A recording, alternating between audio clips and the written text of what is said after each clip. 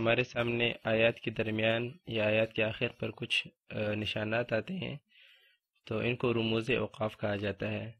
اس سے ہمیں پتہ چلتا ہے کہ کہاں پر رکنا ہے اور کہاں پر نہیں رکنا، یا کہاں پر رکنا بہتر ہے اور کہاں پر نہیں رکنا چاہیے۔ اور اس کے علاوہ دوسری چیز یہ ہے کہ جب آپ کسی لفظ کے اوپر رکتے ہیں تو اس میں کچھ تبدیلیاں کرنی پڑتی ہیں، اس لفظ کے آخر میں کچھ تبدیلیاں کرنی پڑتی ہیں جس کے کچھ اصول ہیں۔ تو آج کے سبق میں انشاءاللہ ہم رموز اوقاف اور ان اصولوں کے بارے میں پڑھیں گے جو وقف کرتے ہوئے استعمال کرنے چاہیے۔ تو سب سے پہلے وہ رموز اوقاف کہ جن پر رکنا ضروری ہے، یہ 5 علامات ہیں جن پر رکنا ضروری ہے: عین، تو، قف، میم اور آیت۔ ٹھیک ہے، یہ جو 5 علامات ہیں ان کے اوپر رکنا ضروری ہے۔ عین جو ہے یہ رکوع کی علامت ہے، اور اسی طریقے سے تو جو ہے مثال کے طور پر آپ یہاں دیکھ سکتے ہیں، یہاں پر آیت کے بیچ میں تو ہے۔ یہاں پر میم جو علامات وقف میں سے ایک ہے، ٹھیک ہے، تو ان پر رکنا ضروری ہے۔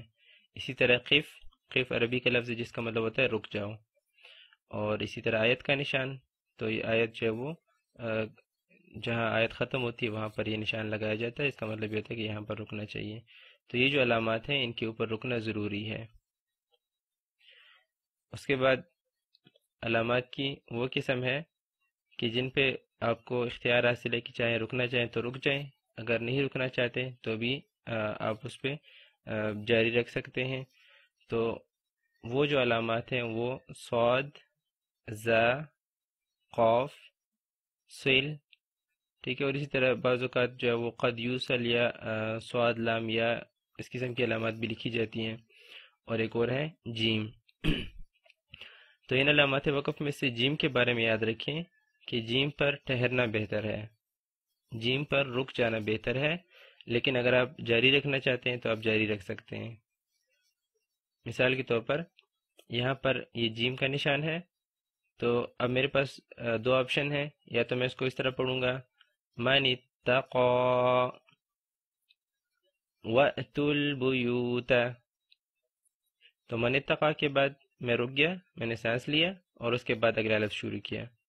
اور میں یہ بھی کر سکتا ہوں کہ میں اس کو اس طرح پڑھوں من اتقا وَأْتُوا الْبُيُوتَ مِنْ أَبْوَابِهَا، تو یہاں پر میں نے سٹاپ نہیں کیا، میں یہاں پر نہیں رکا، ٹھیک ہے۔ تو یہ دونوں اختیار حاصل ہیں، دونوں آپشن ہیں آپ کے پاس، لیکن بہتر یہ ہے کہ یہاں پہ آپ سٹاپ کر لیں، جہاں جیم لکھا ہو وہاں پر رک جانا بہتر ہے۔ اس کے علاوہ جو علامات ہیں صاد، زا، قاف یا سل، تو ان کے بارے میں یہ ہے کہ ان علامات پر نہ رکنا بہتر ہے، لیکن اگر آپ رک جاتے ہیں تو بھی کوئی مسئلہ نہیں۔ مثال کے طور پر من ابوابہا، یہاں پر صاد لکھا ہوا ہے، تو اس کو پڑھنا یوں چاہیے کہ آپ یہ کہیں من ابوابہا واتقوا اللہ، ٹھیک ہے، تو یہاں پر آپ نہ رکیں۔ لیکن اگر آپ رک جاتے ہیں، سانس چھوٹا ہو گیا، آپ نے سانس لینا ہے یا تھک گئے تو یہاں رک سکتے ہیں، کوئی مسئلہ نہیں ہے۔ اس کے بعد جو اگلی علامت ہے وہ ہے سین اور سکتہ، ٹھیک ہے، سین اور سکتہ جو ہے یہ ایک ہی علامت ہے۔ اور اس کے بعد جو دوسری علامت ہے وہ ہے وقفہ، تو آیت کے بیچ میں بعض اوقات کہیں لکھا ہوتا ہے سکتہ، بعض جگہوں پہ لکھا ہوتا ہے وقفہ، جیسے یہاں پر لکھا ہوا ہے وقفہ۔ تو سکتہ اور وقفہ جو ہے یہ دونوں ان میں صرف جو ڈیوریشن ہے اس کا فرق ہے۔ مثال کے طور پر آپ جب جہاں پر سکتہ لکھا ہوگا وہاں پر جب آپ رکیں گے تو وہاں پر آپ نے رک جانا ہے لیکن سانس نہیں توڑنا، ٹھیک ہے۔ مثال کے طور پر سورۃ القیامہ میں آیت ہے وَقِيلَ مَنْ رَاقٍ، تو وہاں پر من کے بعد سکتہ لکھا ہوا ہے، وہاں پہ آپ تھوڑا سا رکیں گے لیکن سانس نہیں توڑنا۔ اسی طریقے سے سورۃ المطففین میں ہے کَلَّا بَلْ رَانَ، ٹھیک ہے، تو بل کے بعد سکتہ ہے، وہاں پر آپ نے رک جانا ہے لیکن سانس نہیں توڑنا۔ اور وقفہ جو ہے اس میں آپ نے رکنا ہے، سانس نہیں توڑنا، لیکن یہ وقفہ تھوڑا لمبا ہوگا۔ یہاں پر آپ جب رکیں گے تو آپ نے جو سانس روکنا ہے وہ تھوڑا زیادہ دیر کے لیے روکنا ہے۔ مثال کے طور پر وَاعْفُ عَنَّا وَاغْفِرْ لَنَا وَارْحَمْنَا، أنت مولانا فانصرنا على القوم الكافرين. تو یہاں پر جب آپ رکیں گے تو آپ نے سانس کو تھوڑا زیادہ دیر کے لیے روکنا ہے، اور سانس توڑنا نہیں ہے لیکن آپ نے رکنا ہے. اس کے بعد ایک اور علامت ہے لا. یہ کبھی آیت کے درمیان میں آ جاتا ہے اور کبھی کسی دوسرے علامت کے ساتھ آتا ہے. مثال کے طور پر یہاں پر لا لکھا ہوا ہے، یہ آیت کے بیچ میں آ رہا ہے، لیکن اس کے ساتھ کوئی دوسری علامت نہیں ہے. تو جہاں پر صرف لا لکھا ہو، دوسری علامت نہ ہو، تو وہاں پر نہیں رکنا چاہیے. ٹھیک ہے، لا کا مطلب ہوتا ہے نہیں، مطلب یہ کہ یہاں نہ رکیں. تو مثال کے طور پر اس کو آپ نے پڑھنا ہے كَدَأْبِ آلِ فِرْعَوْنَ وَالَّذِينَ مِن قَبْلِهِمْ. ٹھیک ہے، لیکن اگر لا کسی اور علامت کے اوپر ہو، مثال کے طور پر بعض اوقات یہ آیت کے نشان کے اوپر لا لکھا ہوتا ہے، تو اس کا مطلب یہ ہوتا ہے کہ وہاں پر آپ کو اختیار حاصل ہے، چاہے رکنا چاہیں تو رک جائیں، چاہے ملا کر پڑھنا چاہیں تو ملا کر بھی پڑھ سکتے ہیں. رموز اوقاف میں سے ایک اور علامت یہ نقطے ہیں، اور اس کو معانقہ کہا جاتا ہے. تو یہ نقطے ایسے ہوتے ہیں کہ یہ ہمیشہ جو ہے وہ 2 مرتبہ آتے ہیں. مثال کے طور پر یہاں آپ دیکھ سکتے ہیں کہ یہ فی جو لفظ ہے فی ہی، اس سے پہلے بھی 3 نقطے ہیں اور اس کے بعد بھی 3 نقطے ہیں. اب اس کے بارے میں اصول یہ ہے کہ آپ نے ان میں سے کسی ایک پر رکنا ہے. مثال کے طور پر اگر آپ لا ریبہ پڑھتے ہیں تو پھر آپ نے فی پڑھنا ہے، فی پر آپ نے رک جانا ہے، اس لیے کہ آپ نے لا ریبہ پر وقف نہیں کیا. ٹھیک ہے، تو یا تو اس کو آپ پڑھیں لا ریب فی، مطلب یہ کہ ہم نے لا ریب پر وقف نہیں کیا، اس لیے فی پر وقف کر لیا، بعد میں آنے والے جو نقطے ہیں وہاں پر رک گئے.